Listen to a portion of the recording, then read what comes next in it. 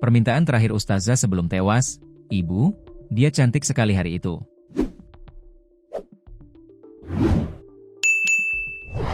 Kasus pembunuhan disertai pencurian yang dialami seorang ustadzah di Sungai Ulin, Banjarbaru, Kalimantan Selatan menyita perhatian. Orang-orang terdekat korban sangat merasa kehilangan atas kejadian ini. Kasusnya pun menjadi atensi kepolisian dan kedua pelaku telah ditangkap. Ibu sambung korban, Mudiah mengungkapkan permintaan terakhir anaknya, almarhumah Hasanah. Dikisahkannya, pada Selasa, 28 April 2026. Korban yang bekerja menjaga toko di kawasan Martapura menghubungi dirinya untuk dibawakan air minum karena kehausan. Permintaan korban ini disebut tidak seperti biasanya. Ada pesan wanya. Dia bilang sangat haus dan minta dititipkan es. Itu dia dari toko. Saya bilang, sore nanti mama kesana karena motornya sedang dipakai bapak bekerja, katanya.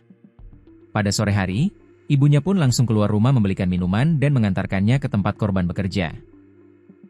Ternyata, pertemuan saat mengantarkan minuman itu adalah terakhir kalinya korban berkomunikasi dengan ibunya sebelum ditemukan meninggal. Sempat bertemu, tapi dia, korban, tidak banyak bicara, cuma diam saja. Saya bingung kenapa dia diam saja. Padahal saya bilang dia terlihat cantik sekali hari itu. Dia cuma tersenyum, saya sempat menegurnya, katanya sambil menahan tangis.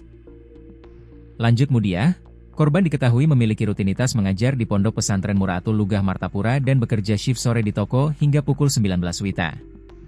Anaknya yang dikenal sebagai ustadzah di pondoknya dilaporkan hilang setelah tidak pulang sejak Selasa malam dan tidak masuk mengajar pada Rabu 29 April siang. Hingga akhirnya jasad korban ditemukan Rabu 29 April malam, sekitar 1 jam setelah pencarian, dalam posisi telentang dan tertutup rumput di lokasi yang sepi.